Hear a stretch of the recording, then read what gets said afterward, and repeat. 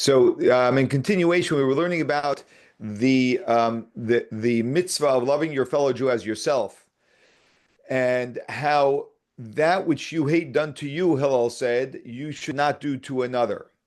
And the reason why he explained the mitzvah in this sort of negative language of do not do, right? That which you do not like done to you, don't do to another. We explained is because what we don't like done to ourselves is when someone exposes our faults or our weaknesses. That's what we don't like when people do, which is pushing our buttons, and that's very painful for us. And so, what you hate being done to you, don't do to another.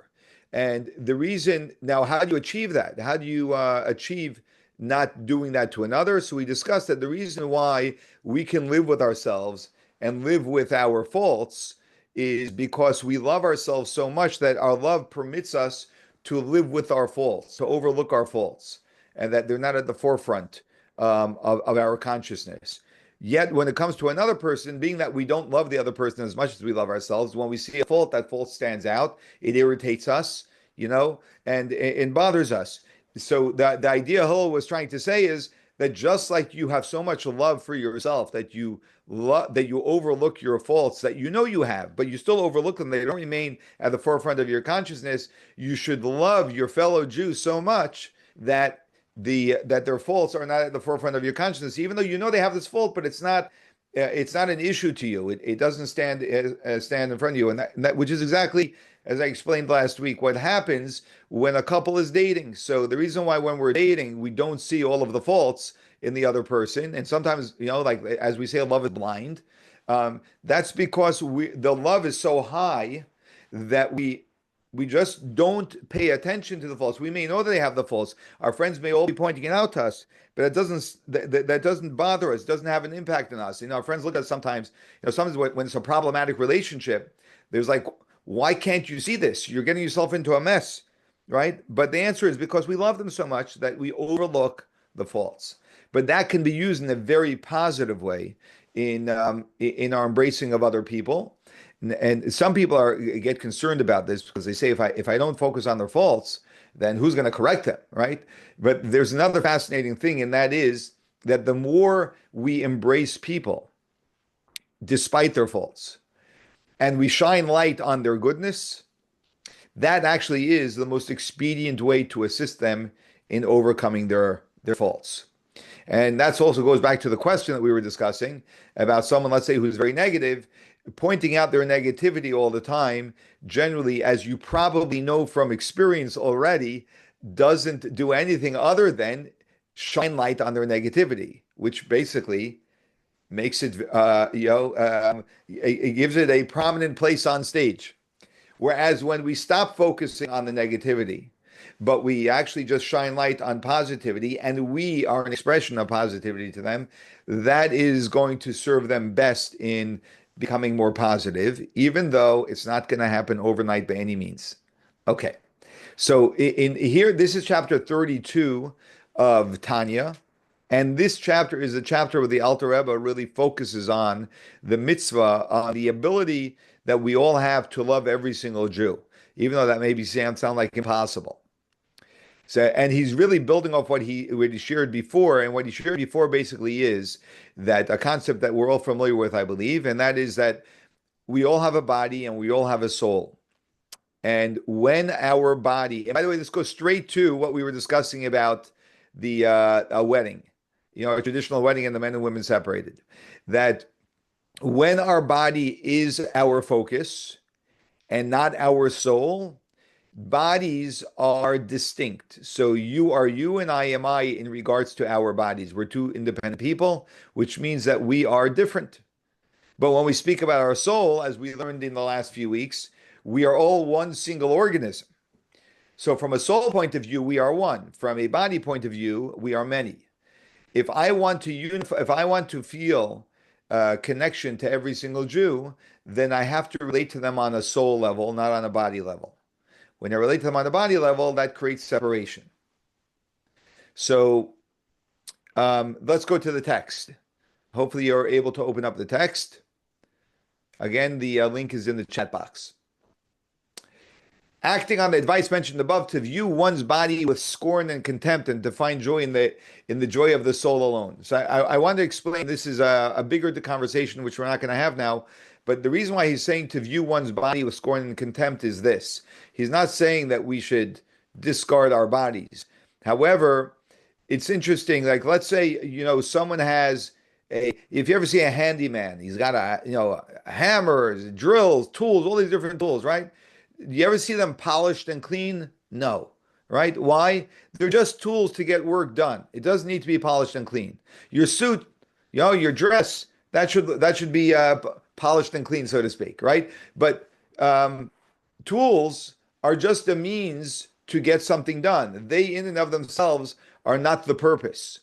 So likewise, when we look at our body that way, we don't get obsessed with our body, right? A shallow person is a person who the depth of their meaning in life is their body, right? That's shallow, right? But when we realize that there's a much greater depth to a human being, and that's what we focus on, and that doesn't mean that we look like a drag and and disheveled, etc. We still look beautiful, right? Because there's value in the presentation that we have, right? But that is not primary to us. How would we know that? We would know that when we're doing something very important, right, that has real value, and there's an element, a bodily element, so to speak, that's not the way it should be because of circumstances, whatever it is. It doesn't throw us off entirely, right? We manage it. Right, we manage it. So you can find, by way of example, the example I would use is, sometimes when someone has a very small stain, you're at a wedding, I'm wearing my suit, and I see that I have a small stain. Oh my gosh, right? I have a small stain. Okay, so how do I manage that?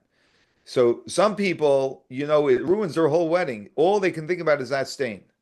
That is their level of consciousness, which is a more of a body level consciousness. Another person is, okay, I have this stain, nothing I can do about it now, and there's this whole beautiful wedding going on. We have this great celebration, right? And you get lost in the celebration, and you sort of forget about the stain. That is because we have trained. Our level of consciousness is deeper. And that is true in unity as well, that we need to have a deeper level of consciousness. And this really is fundamental to life. Fundamental to everything is a deeper level of consciousness. And we notice that when the material, when the bodily, the material, the ego, all of these things bother us less. That would be the barometer, the test to know that we're making progress.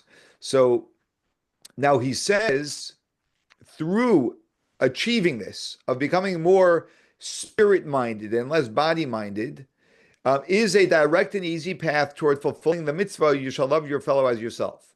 So he says when a person does this, automatically a person will be able to observe the mitzvah of embracing your fellow Jew.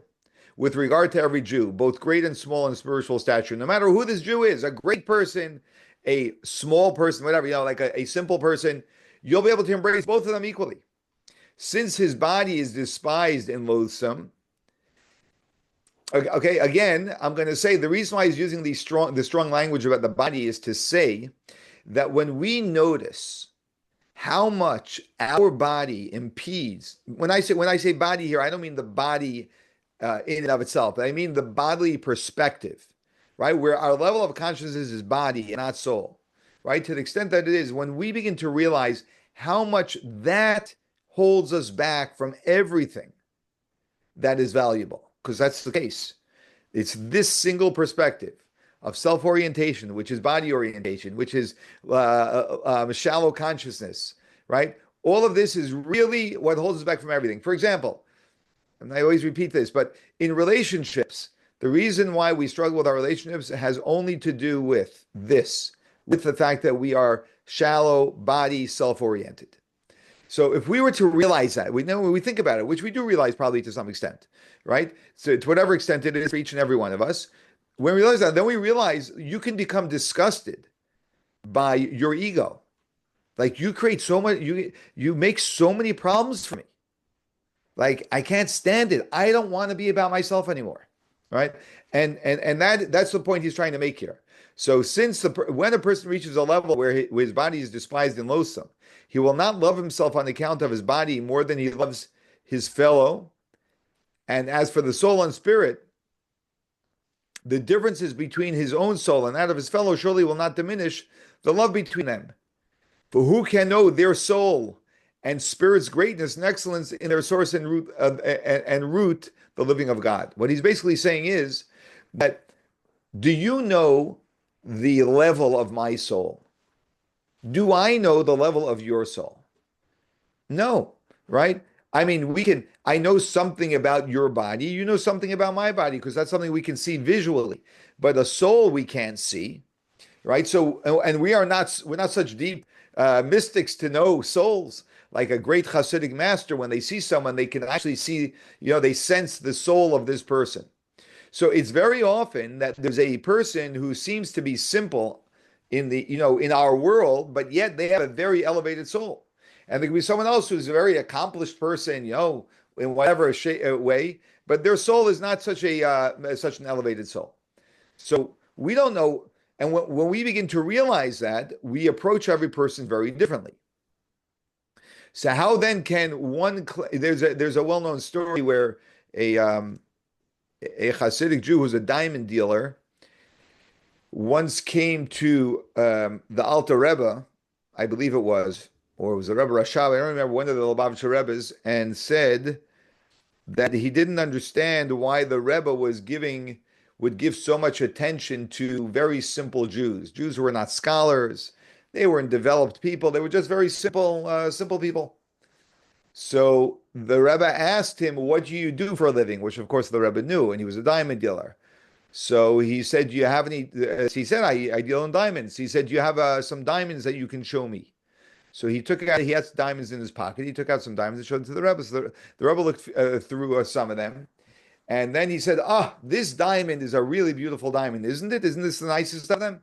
So the diamond dealer had to tell the Rebbe, I mean, it's a nice diamond, but it's not the nicest of them. There are nicer ones. So the Rebbe said, to assess a good diamond, a quality diamond, one needs to be a connoisseur. To assess souls, one also needs to be a connoisseur. So he was basically telling him, you don't know who has an elevated soul and who doesn't, and therefore you shouldn't be quick to judge. So furthermore, they are actually all equal, and not only equal, yet separate, but furthermore, they all have one father, one source. Within their source, they all comprise one entity. Every one of our souls comes from the same place. We all have the same father, which is God, Almighty God. And therefore, at our root, there's not a single iota of a difference between one Jew and another. And I want you to think about that. So think about yourself, and think about some other Jew who maybe you think is like, like God forbid, some people sometimes say, I don't even know if we can call them Jewish. God forbid to ever say that about another Jew. But that there's someone whose life is in such a way that is so distant from Jewishness. And they actually, in their essence, are not one iota less Jewish than you or I. So it's on account of this common root in the one God that all of Israel are called brothers. That's why we refer to ourselves as Achim. And he used the word mamish, literally brothers, in the full sense of the word. Not only figuratively in the sense of relatives or similar in appearance and the like. It's only the bodies are distinct from each other. The only thing that distinguishes one person from another are our bodies. But our souls are completely and entirely one. So we are truly, spiritually, we are truly one entity. We are not separate beings. It's only that because our souls, which are really one single organism, are housed in these bodies which show up distinctly, individually, that we think there's me and you. This is the reason why a great spiritual person, a great godly person, when a fellow Jew shares a problem with them, they own the problem. Even though it's not their problem, but they understand that it is their problem because your problem is my problem. There's a beautiful teaching in the Hayom Yom that the Rebbe shares, where he says that Hasidim, the Hasidim of the Alter Rebbe, which takes us back about, uh, over 200 years, they used to say, Die Stickel Breut, this piece of bread. In those days, a piece of bread had great value because people, today we take that for granted. But in those days, if you had bread on your table every day, you were a very lucky man. So they would say, Die Stickel Breut is deiner wie meiner, is yours as it is mine. And they would emphasize, it would specifically say it in that form. It's yours before they would say, as it is mine. Because not only did they want to express that this piece of bread is yours just like it's mine, but it's even yours. I put you before me. That is the a mindset and a perspective, which is very powerful and very, very advanced, that we all must aspire to. And that actually is a deep soul level of consciousness. And that eliminates a lot of the challenges that we have in our lives, is that we don't see things that way. And it's very worthwhile to continue down the practice of noticing every time we get upset that we're fighting for something that we want in contrast to what someone else wants. And the more we can naturally, not unnaturally, but now the more we can naturally not need, be a person who doesn't need, so that we can provide to people, someone who does need, the more unified we become. That's soul oriented. Therefore, there can be no true love and fraternity between those who regard their bodies as primary and their soul secondary. It's not possible. It's not possible for someone to be body oriented and to have fraternity, to have brotherhood, to have oneness.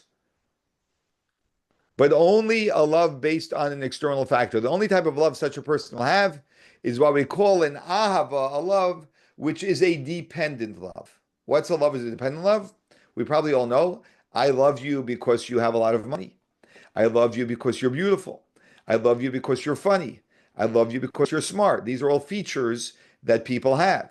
The moment those features diminish, or the moment you stop sharing those features with me, or the moment I get bored of those features, that's when I stop loving you. That is a dependent love, which is not an eternal love. An eternal love is when I value you for your essence, for your spirit, and nothing can diminish that. That never changes. That's the power of love that's coming from the soul. We're doing good, everyone? Okay. So this explains and now we're going back to what Hillel said. You remember the guy who wants to convert comes to Hillel and says, "Teach me the whole Torah and the 1 foot, and then I'll convert." So Hillel says, "That which you hate done to you, don't do to someone else." And he continues, "This is the entire Torah. The rest is commentary." Now, one of the questions that we had asked last week in the last 3 weeks, is this is the entire Torah? There are 612 other commandments in the Torah. How can you say this is the entire Torah? But the explanation is, this explains Hillel, the elder's statement concerning the fulfillment of this mitzvah. This is the entire Torah. The rest is commentary.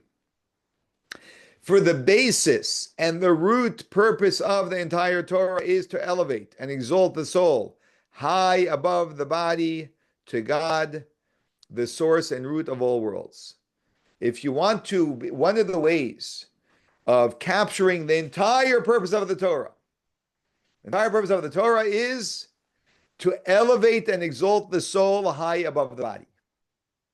And if I may say, we started this class on the right foot in this regard. This is exactly what we're talking about. This is what Marilyn was asking.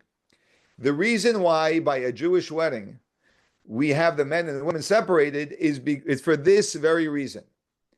Because the entire purpose of the Torah is to elevate the soul high above the body.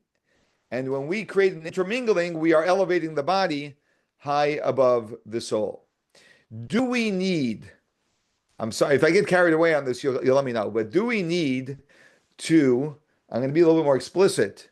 Do we need to sexualize things in order for us to be able to be excited about them? And the answer is that the more body-based we are, the more we need to do that. The more soul-based we are, the less we need to do that.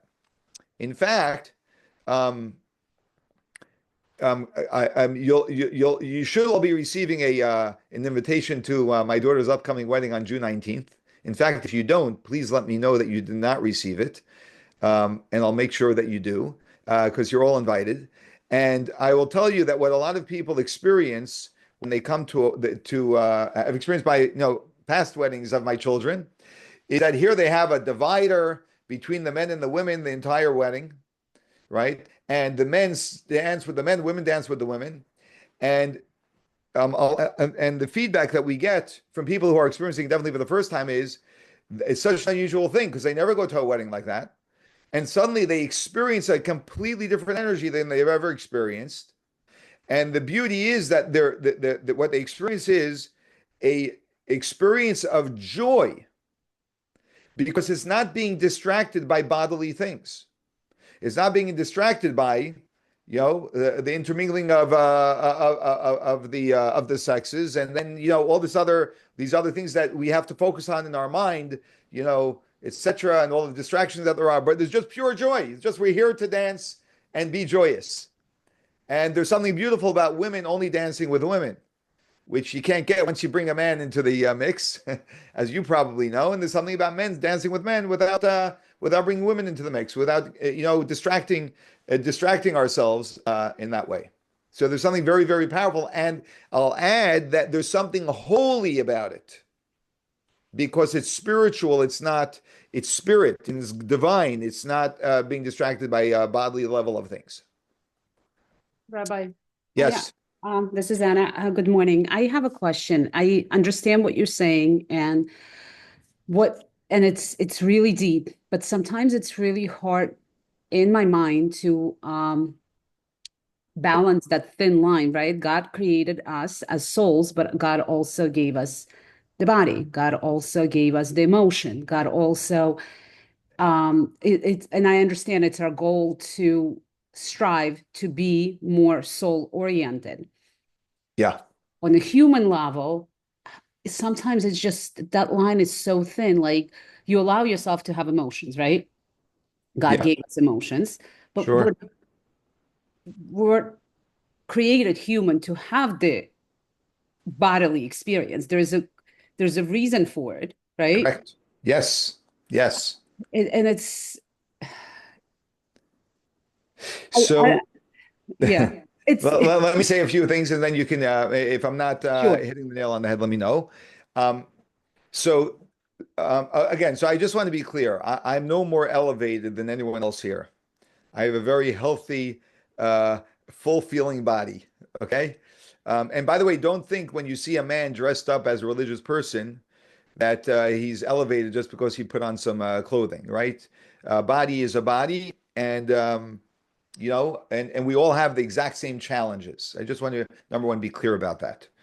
Um, um, so the ideal, and again, I'm not standing in judgment of anything. I'm just explaining why when we go to a religious environment, we see it set up a certain way. It's not that the people are holier. It's just that we set things up in a certain way to hopefully be able to create an environment that will promote more holiness and less bodily things. However, the ultimate goal in Judaism is to do things in a modest fashion. Now, modest, I would just want to give a definition to modest, which may be very different than the way we would normally. I'm not talking about modest even in dress, although there's that element too. Modest means when we do what we're doing in a context which is appropriate. So, is there any, we all have different drives, right? Different types of human drives, of which we share most of them, right? Most humans, we share very common human drives, which are bodily drives. When those bodily drives are used in the right environment and context, then guess what? They're holy. But when we use it in the wrong context, then they become animalistic or bodily. So the question we always have to ask ourselves is, how do I express this in a holy fashion and not in an indulgent animalistic fashion? And it's not that we're just snap our fingers and do that overnight.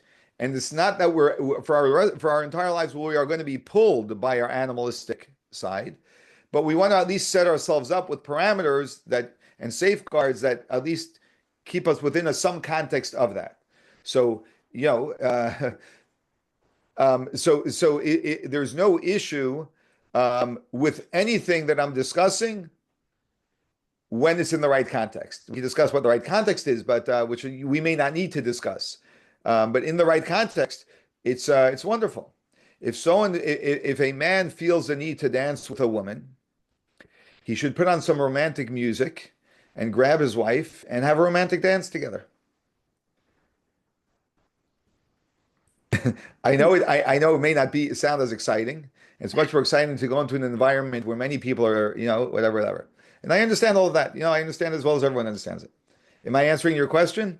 I Yes, I guess it was more in a deeper. I wasn't talking necessarily about women and men. I was just in general, like when it comes to, feeling human, because it obviously happens. Well, it takes, I'm not even sure how to structure this question, but Yeah. I guess applying it to everyday life and to when the humanness comes out, right? Yeah. Um, it's just sometimes for me, I ask question, okay, so am I acting from a human, from the human standpoint or the soul standpoint? And very often it's the human. And the drawing of the line or acting on a soul level before the human aspect kicks in, right? I know it's practice. I know, and Yeah. it's a very deep, Yeah. big.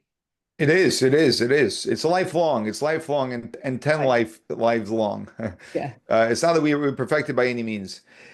I guess one of the ways we can achieve it is by asking ourselves, how can this human experience be experienced in a holy context? That would be a good question to ask, which you may or may not have the answer to, and then you can ask, you inquire by someone, this human experience, how can this be achieved in a holy context? There's, there's also, another truth, which I think would encourage everything I'm saying, and that is that modesty, again, which I'm using a little bit unconventionally, which I feel is the appropriate translation, which means using something in the proper context actually elevates the experience of it. So we know that we desensitize ourselves by overexposure to certain things, and by using things in a particular context, we actually then give power to it because we're not desensitized. Even like in words, when someone uses a word too frequently, it loses its value, right? But when you use it in particular context, it has a great value. If if you have a spouse that I don't even know what a great example, but if you have a spouse that uses a certain word in their expression of affection to you that they also use with everyone else that they speak to, then it's not going to be that particular word is not going to have a lot of meaning to you, right? Whereas when they use it more exclusively, that's something very special that they know they use specifically for you. That means that you have a lot of significance to them. And in that same way, when we keep things in context, which is what modesty is, keeping things in context. So, for example, is it inappropriate for a person to be unclothed? The answer is, what's the context?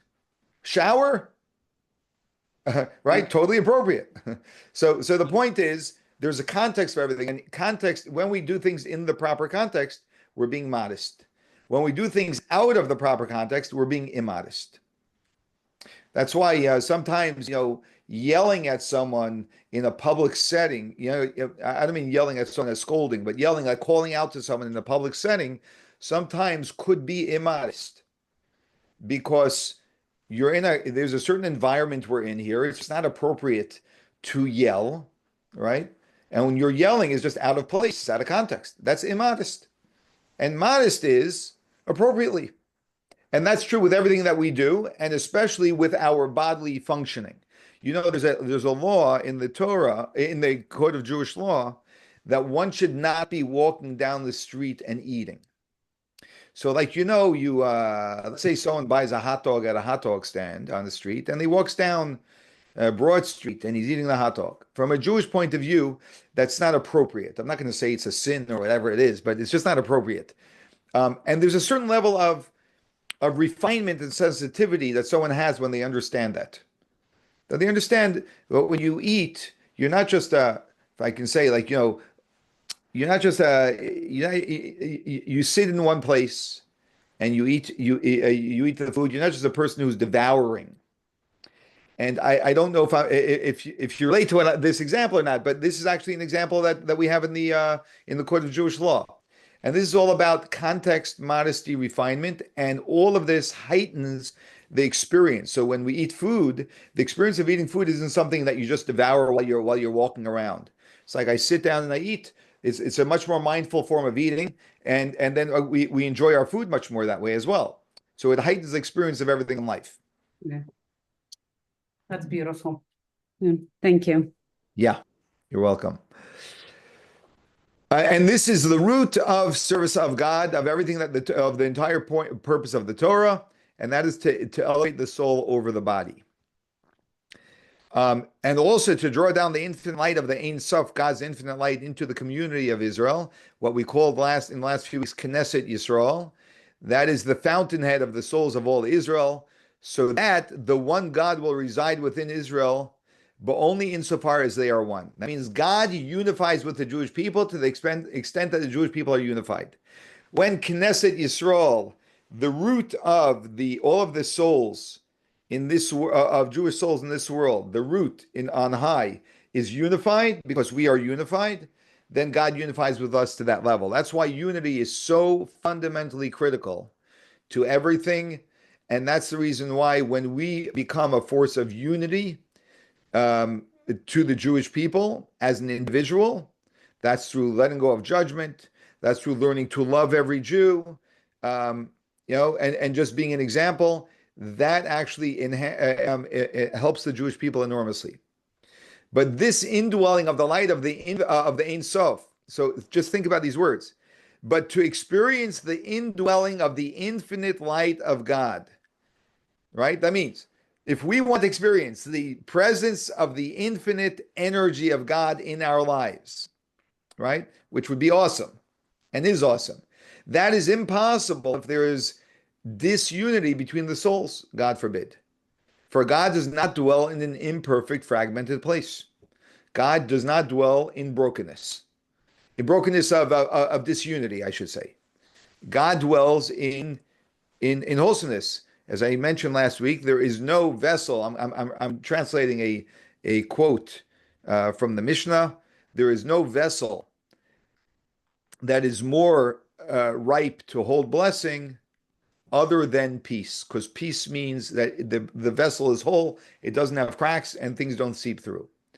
So do we say in our prayers, bless us, our Father, all as one, with the light of your countenance. That when we are as one, then God can bless us with his countenance, indicating that the light of God's countenance can be revealed only when we are united all as one, as explained elsewhere at length. And that means that if I always have issues with my fellow Jew, because of this, that, they rub me the wrong way, I can't understand them, what's wrong with them, their political views are messed up, how can a person think that way, and all of that stuff, right? And I won't talk to them or say hello to them or whatever it may be, or I give them a cold shoulder. All of that is extremely, extremely destructive to the Jewish people. As for the Talmudic statement, now someone may ask that the Talmud says that if one sees his friend sinning, he should hate him. And this goes back to our original, also our question about how do you influence a person who sees his cup as half empty. So if he sees his friend sinning, so the Talmud says you should hate him. That sure doesn't sound like love, and should also relate the fact to his teacher so that he too will hate him. How does this conform with what was said above? So the Alter Rebbe says something very, very important to understand. This applies only to one's companion, one's equal in the study of Torah and the observance of mitzvahs. The only time the Talmud says this is if the person is an equal to you in Torah and mitzvahs, which is very rare, meaning we are all operating on our own in our own internal world and relationship with God, and we're on different levels, and we're all dealing, there are different things influencing all of us. So we can't judge them because we're not in their shoes, as he's going to explain. So he has also fulfilled with him, with the sinner, the injunction, you shall repeatedly rebuke your friend. The word here, used here for your friend, also indicates, as the Talmud points out, he who is on par with you in Torah and mitzvahs. That means that you are spiritually totally aligned with this guy. You got the same struggles, the same problems, the same personality, and this person is acting this way, which is inappropriate. Then you should deal with them. But if you can't relate to them because they're dealing with all their other different types of challenges, which is normally the case, then you cannot stand in judgment of them. But as to one who is not his companion, is equal in the Torah and mitzvahs, so that even his deliberate transgressions are regarded as inadvertent sins, since he's unaware of the gravity of the sin, nor is he on intimate terms with him, or you're not on intimate terms with this person.